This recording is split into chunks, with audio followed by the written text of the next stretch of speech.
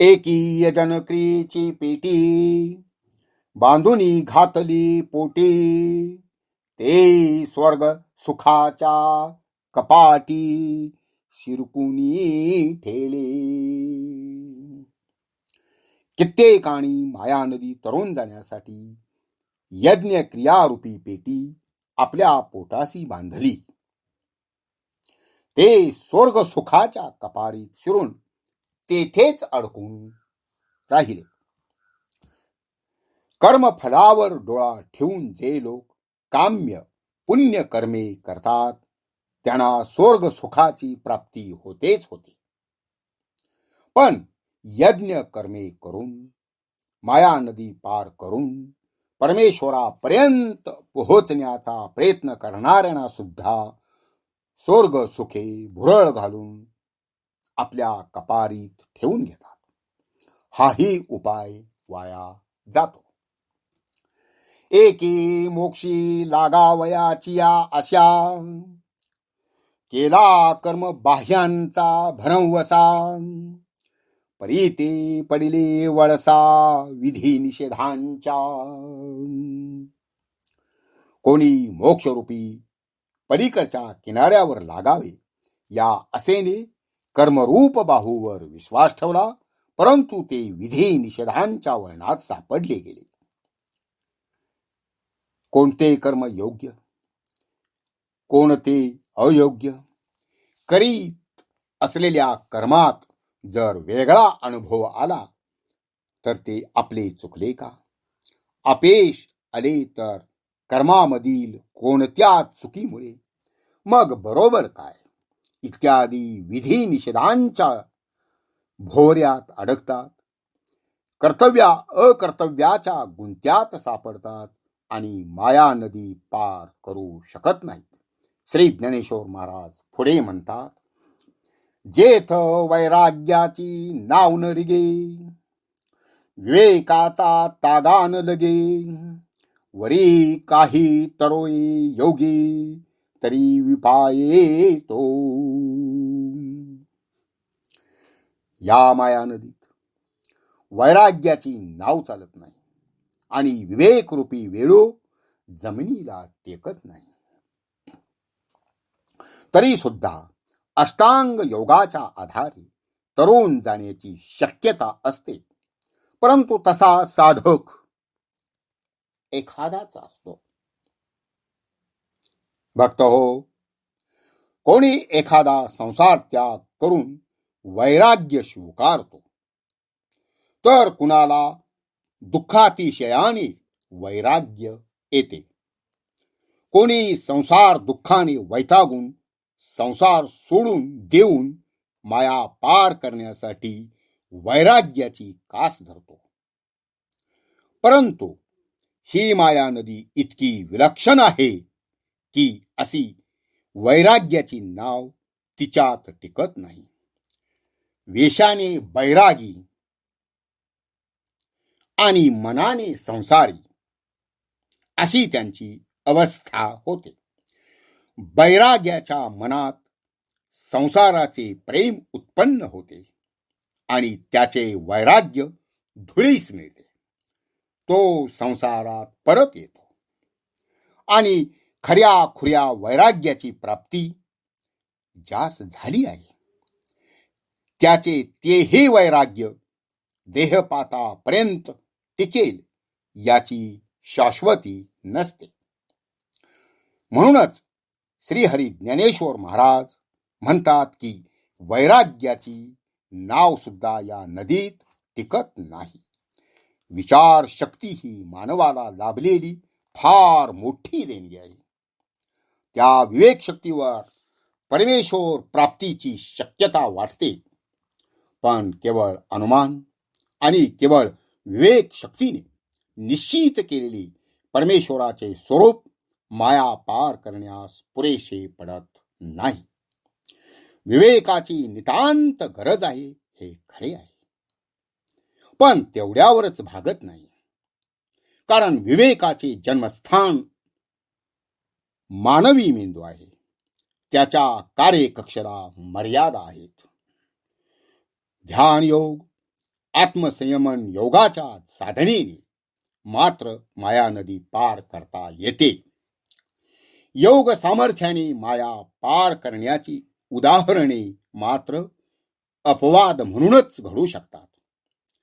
त्याची कारणे अनेक आहेत. योगाभ्यास तसा जीवांना कठीण आहे. त्या मार्गास जाणारे अगदी थोडे असतात. जातात त्यांना प्राप्त होणाऱ्या सिद्धींचा मोह पडतो. त्यात गुरफटतो. योग मार्गापासून भ्रष्ट होतो. अनेक जन्मात योग सिद्धीची प्रगती होत राहते. ती किती जन्म चालू राहील याची काही निश्चिती नसते. म्हणून योगाच्या सामर्थ्यावर माया पार केल्याची उदाहरणे दुर्मिळ आहेत. तरीही योगाभ्यास कधी हे वाया जात नाही हे सत्य आहे. भक्त हो, आतापर्यंत आपण माया नदी तरून जाणाऱ्या मुमुक्षु जीवात्म्यांचे उपाय आणि अपायात होणारे रूपांतर पाहिले. त्यापुढे आता परमेश्वर सांगतात की जर अशक्य गोष्टी घडतील तर स्वसामर्थ्यावर जीव माया तरतील. ऐसे तरी जीवाचे अंगवणे ये माया नदीचे तरणे हे कासया सारिखे बोलणे म्हणावे पांग. जरी अपत्य शिला व्याधी कळे साधूशी दुर्जनाची बुद्धी की रागी सांडी सिद्धी आली शांती. जरी चोरा सभा दाटे अथवा मीना गळू घोटे ना तरी भेडा उलटे विवसे जरी. पाडस वागूर करांडी का मुंगी मेरू ओलांडी तरी मायेचे पैल थडी देखते जीव. म्हणून गा पंडुसुता जैसी सकामान जिनवेची वनिता तैसे मायामय हे सरिता न तरवे जीवांग. याप्रमाणे स्वतःच्या अंगच्या सामर्थ्याने ही माया नदी तरून जाणे कशासारखे आहे म्हणावे बरे. जर पथ्य न पाळणाऱ्याला रोग घालविता येईल किंवा साधूला दुर्जनांची बुद्धी कळू शकेल अथवा एखाद्या लोभ्याला सिद्धी प्राप्त झाली असता तो तिला सोडेल. जरी चोरांची सभा भरेल अथवा माशाला गळ गिळता येईल किंवा भित्र्या माणसाला पिशाच्यावर हल्ला करता येईल. जर हरणाचे पाडस जाळे कुरतडून टाकेल किंवा मुंगी मेरू पर्वत ओलांडून जाईल तर माया नदी पलीकडील काठ जीव पाहू शकेल. म्हणून हे पंडुसुता, ज्याप्रमाणे विषयासक्त पुरुषास स्त्री जिंकता येत नाही त्याप्रमाणे ही मायारूपी नदी जीवाला तरता येत नाही. भक्त हो, एखाद्या रुग्णाच्या रोगावर डॉक्टर औषधोपचार करीत आहेत. त्या रुग्णास त्यांनी काही पथ्ये सांगितली आहेत. त्याने जर ती पाळली नाहीत तर त्या रुग्णाचा रोग बरा होणार नाही. औषधोपचार व्यर्थ जाणार. दुर्जन माणसाच्या बुद्धीत काय चाललेले आहे त्याचे सज्जनास आकलन होत नाही. म्हणून तर साधूकडून काही विशिष्ट ज्ञान प्राप्त करून दुर्जन लोक त्याचा दुरुपयोग करीत असतात.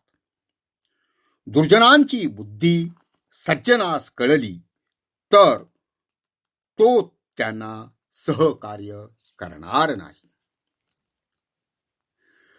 चोरांची सभा भरणे कधी हे शक्य नाही. कारण एक तर ते सारे एकाच जागी पकडले जातील. चौर्य कर्म मुळातच निषेधार्ह असल्याने ते चोरूनच केले जाते, उजळ माथ्याने नव्हे. गळ हा माशाचा काळ असतो. तो माशाकडूनच गिळला जाऊन निष्प्रभ होऊ शकत नाही.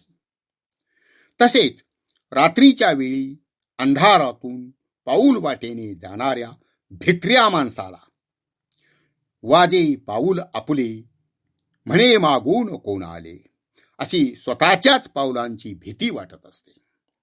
असा माणूस खरोखरच्या पिशाच्यावर हल्ला करू शकेल का?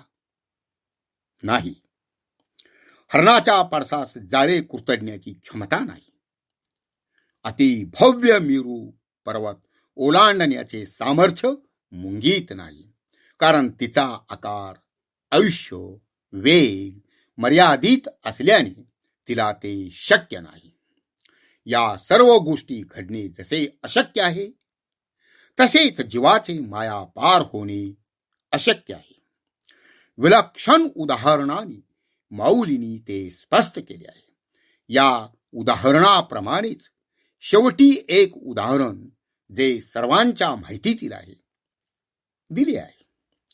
विषयासक्त पुरुषास जशी स्त्री जिंकवत नाही, म्हणजे तिच्यापासून दूर राहता येत नाही, तशी ही माया नदी जीवास ओलांडता येत नाही.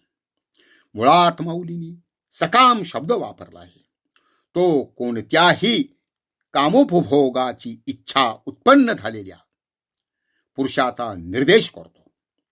याची असंख्य उदाहरणे जगाच्या पुराणातून, इतिहासातून आहेत, तशीच ती सांप्रत काळातही आहेत.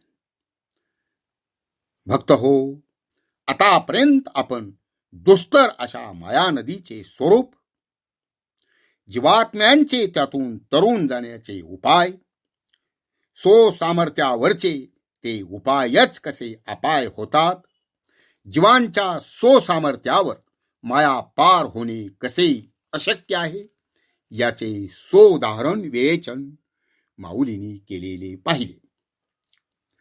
यावरून माया नदी तरुण जाणे कदापि शक्य नाही असे समजून निराश मात्र होऊ नका बरं. कारण प्रत्यक्ष परमेश्वराने ही माया नदी तरुण जाण्याचे उपाय आपणास सांगितले आहेत.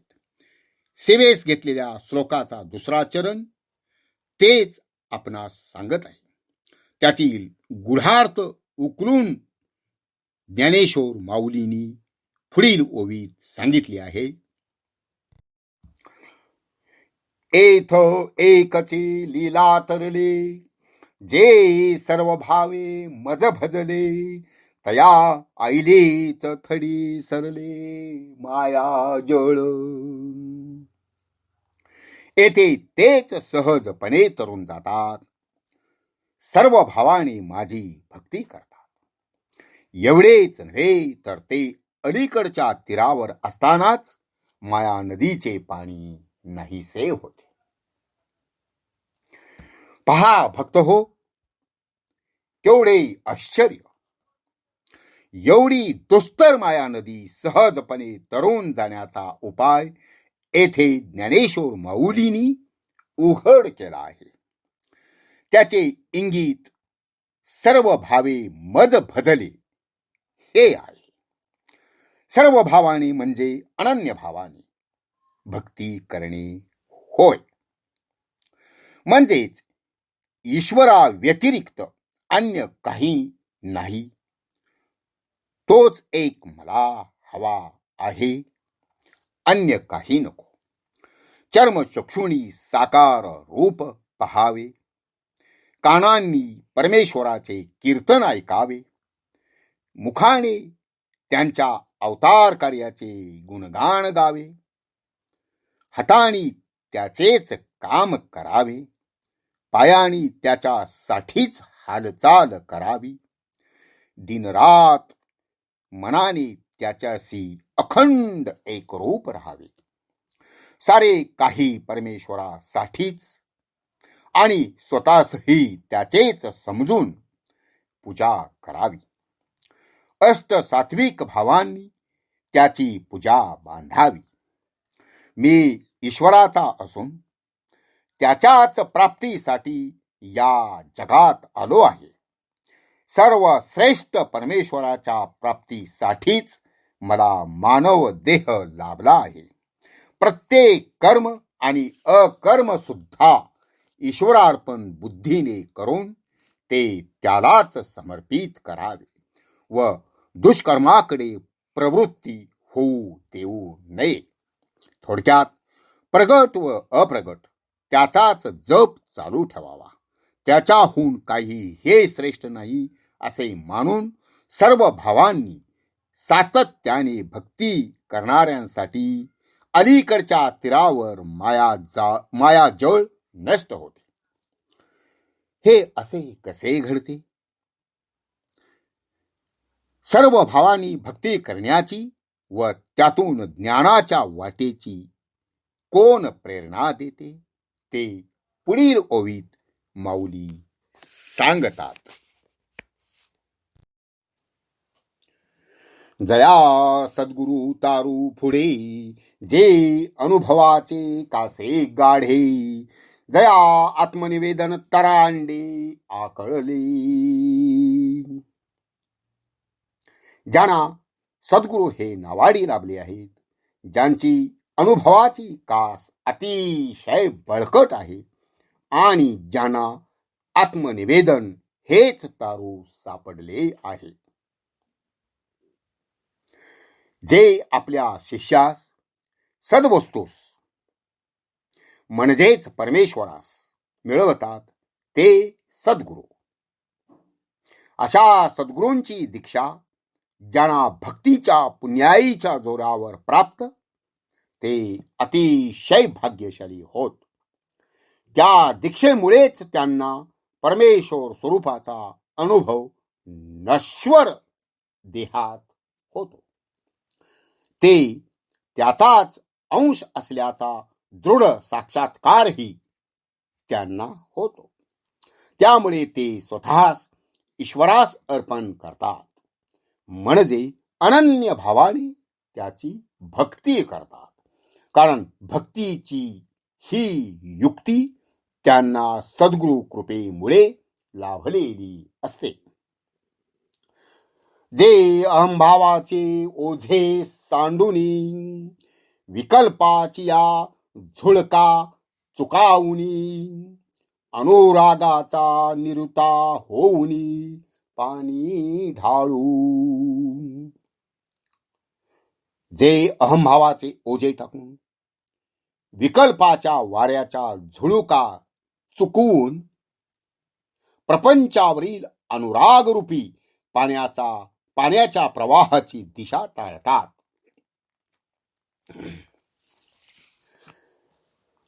आत्मनिवेदनाचे साधन ज्यांना सद्गुरु कृपेने प्राप्त होते, त्यांच्याच कृपेने त्या भक्तांचा अहंभाव नाहीसा होतो.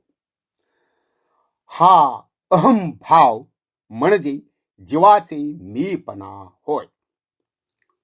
मी आहे, यानंतर माझे आहे सुरू होते. त्रिगुणांच्या कचाट्यात सापडलेला जीव हा प्रकृतीच्या कार्याचा बोझा विनाकारण आपल्यावर घेतो. सारे प्रकृतीच करीत असते, पण जीव अहंपणामुळे मी केले असे म्हणत असतो. हे माझे आहे ही पुढची पायरी होय. सद्गुरु कृपेमुळे ज्यांना ब्रह्माचे यथार्थ ज्ञान झालेले असते, त्यांचा अहंपणा नाहीसा होतो. अहम संपला की अहम मधून निर्माण होणारी माझे ही भावना ही संपुष्टात येते. त्यानंतरही विकल्पाचा वारा सुटतो. शंका कुशंका उठतात, त्याही नष्ट कराव्या लागतात. प्रपंच प्रेमरूपी पाणी प्रवाहाची दिशा टाळून परमार्थाकडेच लक्ष ठेवावे लागते. जया ऐक्याची या उतारा, बोधाचा जोडला तारा, मग निवृत्तीची या पैलतीरा झेपावले जे. जे जीव परमात्मा ऐक्य हाच उतार आहे हे जाणून त्या उताराने ज्ञानरूपी ताऱ्याच्या सोबतीने निवृत्तीच्या पलीकडील तीराला जाऊन पोहोचतात.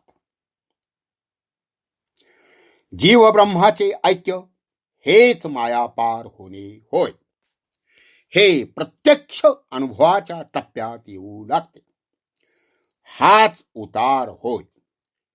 प्रवृत्ती ऐलतीर तर निवृत्ती पैलतीर होय. ज्ञानरूपी ताऱ्याच्या सोबतीने जे प्रपंचातून सुटून निवृत्तीच्या पैलतीरावर पोहोचतात ते या निवृत्तीच्या पैलतीरावर पोहोचताना आणखीही जालिम उपाय करतात. ते या उपाय वर्णन करणाऱ्या शेवटच्या ओवीत अत्यंत मर्मग्राही पद्धतीने सांगितले आहे. श्री ज्ञानेश्वर महाराज म्हणतात, ते उपरतीच्या वावी सेलत सोहम भावाचे थावे पेलत मग निघाले अनकळीत निवृत्ती तटी. ते वैराग्यरूपी हाताने पाणी तोडीत तोडीत मी तो आहे या अनुभवाच्या बळाने स्वरूप स्थितीचा तोल सांभाळीत कोणत्याही संकटांची बाधा न होता निवृत्तीच्या तीरावर माया नदीतून बाहेर येतात. सारांश रूपासाठी आपण एक उदाहरण पाहू. आपणास एखादी दिव्य औषध एखाद्या बाटलीत भरून ठेवायचे आहे. आपण अडगळीतील एखादी बाटली शोधून काढतो. ती धुवून स्वच्छ करण्यासाठी आपण ती मध्ये पाणी ओततो किंवा बादलीतील पाण्यात ती बुडवितो. त्यापूर्वी ती बाटली रिकामी असल्याची आपण खात्री केलेली असते. पण खरोखरच ती बाटली रिकामी असते का? तर नाही. त्यामध्ये न दिसणारी काठोकाठ भरलेली हवा असते. मग धूळ, जळमटे वगैरे असतात. ज्यावेळी आपण ती मध्ये पाणी भरतो त्यावेळी ती मधील हवा निघून जाते. खळखळून पाणी ओतून टाकल्यावर जळमटे, धूळ निघून जाते व दिव्य औषध भरण्यास सज्ज होते. त्याचप्रमाणे जीव ब्रह्माचे ऐक्य घडण्यासाठी जीवरूपी बाटलीतून अहमरूपी हवा काढून टाकावी लागते. आसक्ती, शंका, कुशंका काढून टाकाव्या लागतात.